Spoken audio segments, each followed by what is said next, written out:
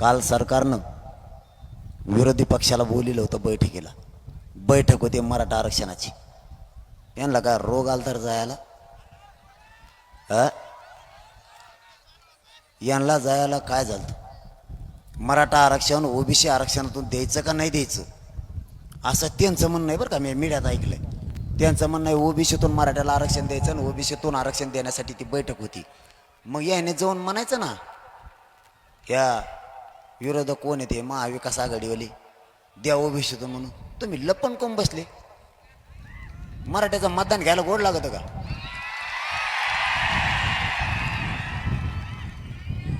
तुम्ही तिथं बैठकीला जाऊन सांगायचं, ते देत नाहीत.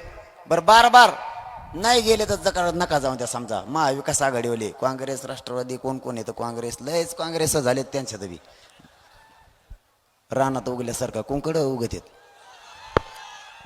जाऊ द्या, नाही आले ते काय त्यांच्या मागं पळायचंय? तुम्ही सरकार आहे, नाही कोणी आला तर नाही आला. तुमची राजकीय इच्छाशक्ती आहे ना? सरकारची राजकीय इच्छाशक्ती जर आहे तर नाही आले तर नाही आले ते महाविकास आघाडीवाले, तुम्ही देऊन टाकायचं ना. किती दिवस तुम्ही म्हणणार हेव नाही आला आणि तेव नाही आला?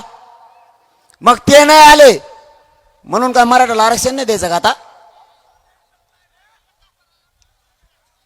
विरोधक नाही आले म्हणून तुम्हाला कारण सापडले.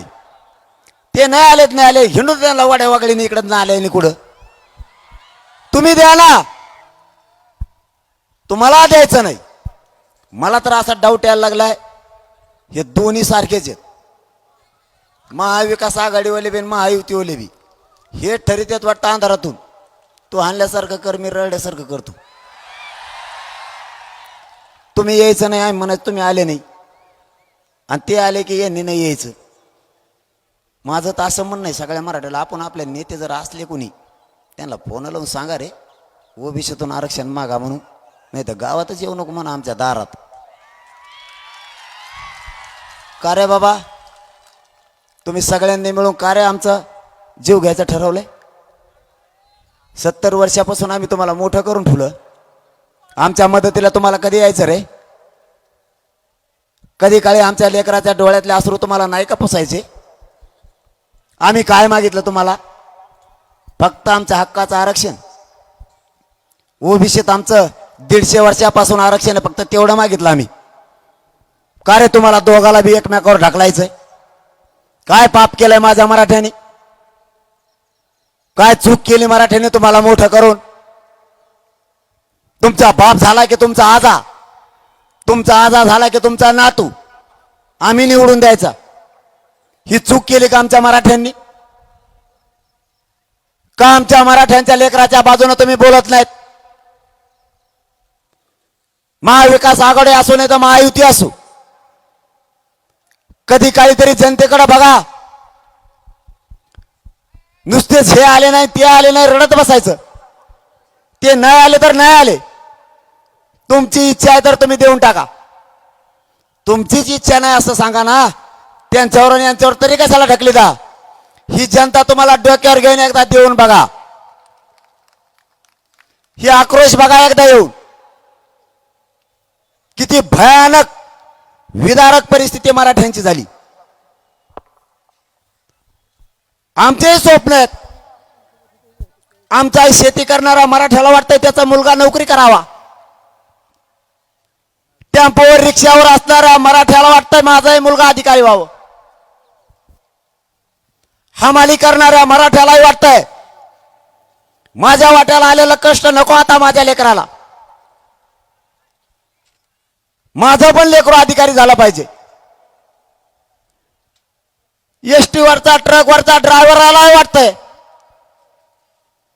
माझंही लेकरू अधिकारी झाला पाहिजे. ऊस तोडणाऱ्या मराठ्याला, शेती करणाऱ्या मराठ्याला यांनाही वाटतं माझंही लेकरू किंवा माझी मुलगी अधिकारी झाली पाहिजे. देवेंद्र फडणवीस साहेबांना माझा सवाल आहे,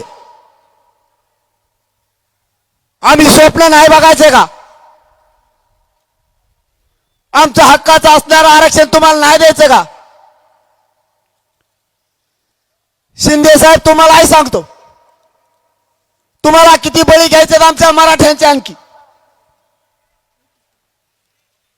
350-400 पेक्षा जास्त बलिदान आमचे गेलेत. वेदना काय असतात तुम्हाला नाही कळायच्या.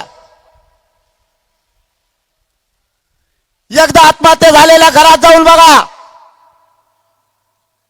ज्या मराठ्याच्या आमच्या भावानं बलिदान दिलंय त्याच्या घराचा फक्त एकदा उभरा ओलांडा, त्या घरात तुम्हाला फक्त आणि फक्त काळोखाने वेदना दिसतील.